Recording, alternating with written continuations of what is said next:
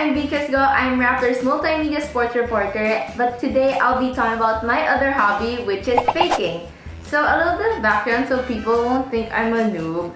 I started baking almost 15 years ago. I've made usually sweet stuff like cookies, crinkles, cupcakes, but ever since I needed to lose weight, I've been baking healthier snacks and pursuing more mature baked goods like bread. In this quarantine, you'll find yourself spending more time at home, so I'm giving you some tips on how to bake efficiently.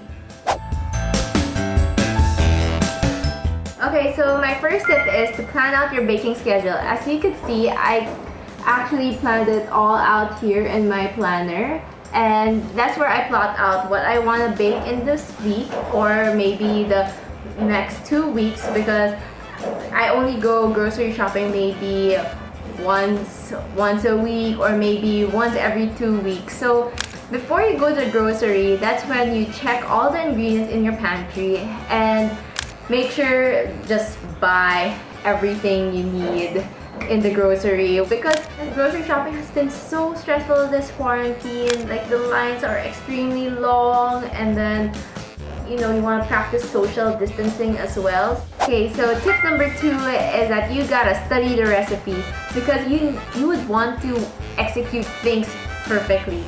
Baking requires a lot of speed, so time is of the essence. Like, for example, you don't want your butter to start melting or your bread bite overproof, etc. So what I do is I write down all the ingredients and the procedures in one paper. Like, I rewrite them, and as you can see, I group them as well.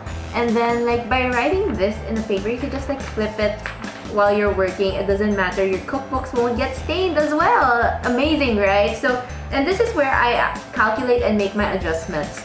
So for tip number 3, you gotta prepare all the ingredients and the equipment that you need on your workstation beforehand. So since you've studied the recipe, you would find some ingredients that would need preparation beforehand. Like, for example, you gotta chop your walnuts, you gotta grate your carrots.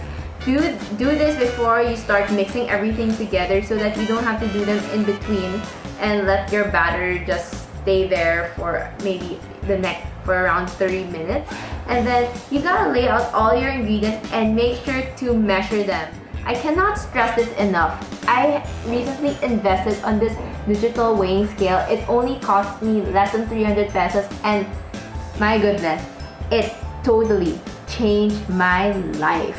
And also make sure you have certain loaf tins, baking trays, and cookie sheets, because if not, you would have to make some adjustments, as it would affect the yield, baking time, and even the baking temperature. And if you're looking at an online recipe, you could always check the comment sections for substitutes. For tip number 4, always bake in a preheated oven. So you always have to reach a certain temperature in the oven before you stuff in whatever you're baking. The more you bake, the more you'll know how long you'll take to do things.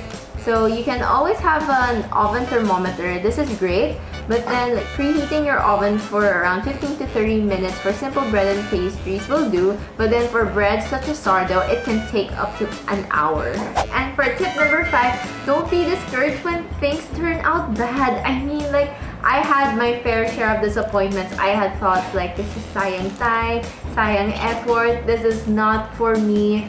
But then baking requires a lot of patience, practice, and commitment. And this is where trust the process comes in. So you'll be learning so many things by asking yourself, what went wrong here? So it's always going back to the drawing board, and then you'll get to know your oven more, and how close come in, and even how different mixtures and dough feel like, and what adjustments you could make in the future. So I always keep a food diary where I review my bread, and this is where I note down the adjustments I'll be making in the future, and maybe like in the future I'll be even making my own recipe. Wow.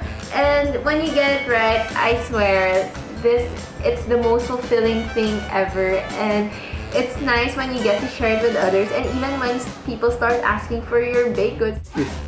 Corned beef pandesal. Nice. Nice. Where's my coffee? So yeah, like these are my tips for baking efficiently and effectively, and I hope that you got something out of it. And good luck in your quarantine, babe.